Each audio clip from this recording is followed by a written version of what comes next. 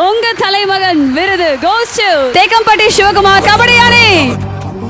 தேக்கம்பட்டி சிவகுமார் கபடி அணியின் உரிமையாளர் கோவை திரு தேக்கம்பட்டி சிவகுமார். சரியான வழிகாட்டி இல்லாமல் கனவுகளை தொலைக்கும் மாணவர்களுக்கும் இளைஞர்களுக்கும் மிகச் சரியான வழிகாட்டி.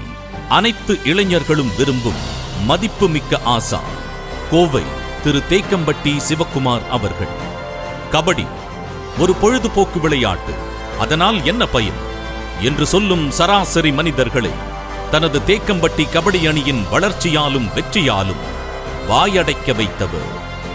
கபடியை முழு மூச்சாக கொண்டு பயிற்சி செய்யும் இளைஞர்களுக்கு சரியான எதிர்காலத்தை காட்டி முறையான பயிற்சி அளித்து வாழ்க்கையின் வெற்றிக்கு உயர்த்தியவர்.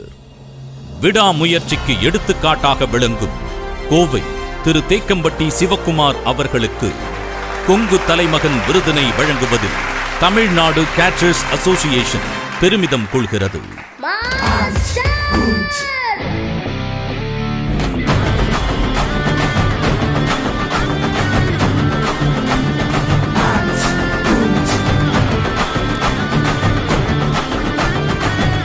தேக்கம்பட்டி சிவகுமார் கபடி அணி சிங்க பெண்களே.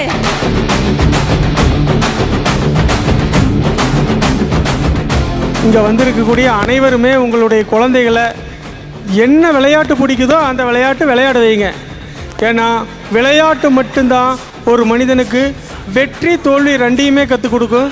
உடலும் உள்ளத்தையும் மகிழ்விக்கும், உடல் உறுதியாக இருக்கும். நம்ம இப்போ இருக்கக்கூடிய நிறைய பெற்றோர்கள் குழந்தைகளை விளையாடுறதுக்கு விடுறதில்ல.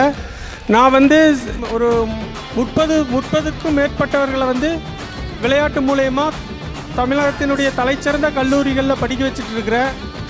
இன்றைக்கி என்னுடைய அணி இப்போ தூத்துக்குடி மாவட்டத்தில் இப்போ விளையாடிட்டு இருக்கு. தமிழகத்தினுடைய மிகச்சிறந்த கல்லூரி, தமிழகத்திலேயே மிகச்சிறந்த அணியாக நான் வளர்த்தி வச்சுருக்கிறேன். விளையாட்டு மூலயமா நிறைய பேர்த்தையும் படிக்க வச்சுட்டு இருக்கிறேன். அதையும் தாண்டி நான் ஒரு சமையல் கான்ட்ராக்டர். எல்லாத்துக்கும் தெரியும் நான் சமையல் கான்ட்ராக்டரு.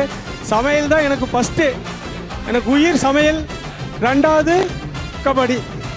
உலகத்தில் இருக்கக்கூடிய உணவு முறைகளில் நிறைய நாள் வச்சு சாப்பிடக்கூடிய உணவுகளை சாப்பிட்டவங்க ஃபஸ்ட்டு நாடோடிகள்.